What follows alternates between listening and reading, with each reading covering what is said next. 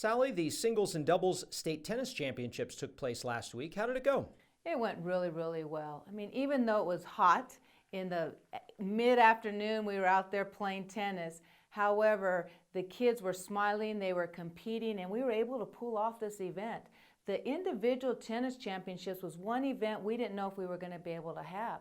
Usually in tennis, we do the individuals and the team, and we start on a Wednesday and finish on a Saturday. But with the no overnight travel and the governor's COVID safe practice guidelines, we were not able to do both at the same time. So we worked with the athletic directors and the coaches, and we split those up. So last week we did the individual championships, and this coming week is the team championships. Now what's different with the team championships is we're usually at one site for the quarters, semifinals, and finals.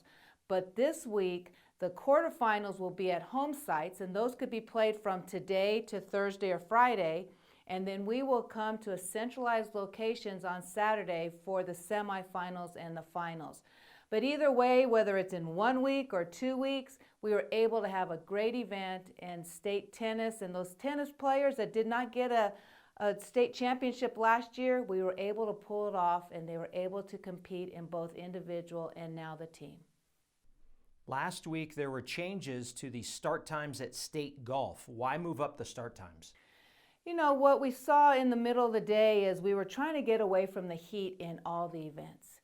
And we have this no overnight travel in the governor's COVID safe practices. But then last week that was changed, that we were able to have overnight travel. But there are some limitations with that overnight travel. So it was best to keep all the other sports the same, but in golf, we had already worked with the courses to start at 8 a.m. to get out of the heat of the day. So we are working with the schools to make sure that that 8 a.m. start time is okay for those teams that are traveling long distances.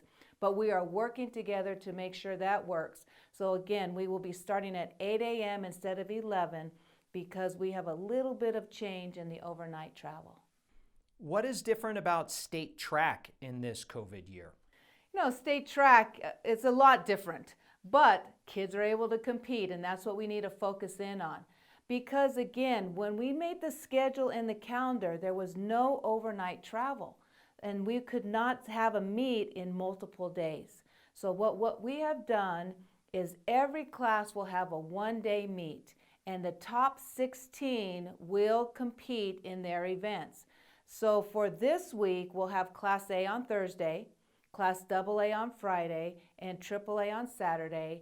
And next week, we will have the 4A on Friday and 5A on Saturday. And we will have a finals only, so the top 16, as long as they meet a provisional time, will come and compete. We will have 2 heats in most events, and then we will go by time to decide who is first through 8th place. So this week, as you mentioned, we have state track, state team tennis. The biggest question all athletes want to know is about masks. Are they still required by the governor's orders to compete?